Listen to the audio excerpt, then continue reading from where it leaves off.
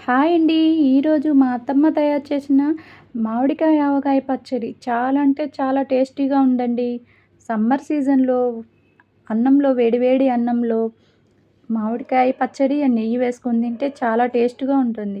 ముందుగా ఒక మామిడికాయ ముక్కలను శుభ్రంగా కడిగి చిన్న ముక్కలుగా కట్ చేసుకోవాలి. అలాగే అందులో జీడిని, పొట్టును తీసి శుభ్రంగా క్లీన్ చేసుకోవాలి. తర్వాత మామిడికాయ ముక్కలు కొలతలు తీసుకోవాలండి ఫస్టు. మాకు 5 గిన్నెలు మ్యాంగో ముక్కలొచ్చాయండి. అందులో మనం మిక్సీ పట్టుకున్న ఆవాల పిండిని కూడా వేసుకోవాలి. వే 5 గిన్నెలకి ఒక పావంతు పొడి వేసుకున్నామండి ఆవాల పిండి. అలాగే మెంతి పిండి గూడా కొంచెం రుచికి సరిపడా ఆవాల తో పాటు మెంతిపిండి కూడా వేసుకోవాలి మెత్తగా. చాలా అంటే మెంతిపిండి వేసినప్పుడు చాలా మంచి స్మెల్ వచ్చిందండి.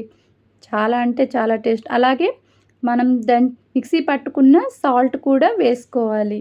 సాల్ట్ ఒక ముప్పావు వంతు వేసుకున్నాము గిన్నెకి. తర్వాత మనం కారం కూడా ఒక గిన్నె వేసుకోవాలి అందులో. తర్వాత ఆ మిశ్రమాన్ని బాగా ఫస్ట్ కలుపుకోవాలి. అలాగే పీల్ తీసిన గార్లిక్ కూడా మనం వేసుకోవాలి. అవి వేసుకున్న తర్వాత బాగా ఆ మిశ్రమాన్ని కలుపుకోవాలి. అలా కలుపుకుంటున్న తర్వాత మనం ఆయిల్ కూడా వేసుకోవాలి. మేమైతే మా అత్తమ్మ ఎన్నో సంవత్సరాల నుండి ఏఎస్ బ్రాండ్ పప్పు నూనె వాడుతుందండి. అది వేయటం వల్ల చాలా టేస్ట్ వస్తుందండి. పచ్చడి కూడా చెడిపోదు.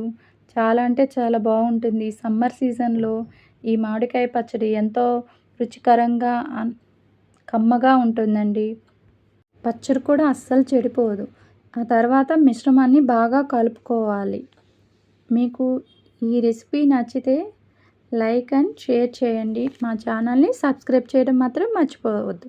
ఇలా తయారైన ఆవకాయను మనం ఒక గాజు జాడీలో కానీ, మనకు నచ్చినట్టు ఏదైనా గిన్నెలో కానీ వేసుకొని ఒక 3 ఆర్ 4 డేస్ మనం ఉంచితే చాలా మనకు మంచి రుచి, టేస్ట్ వస్తుందండి.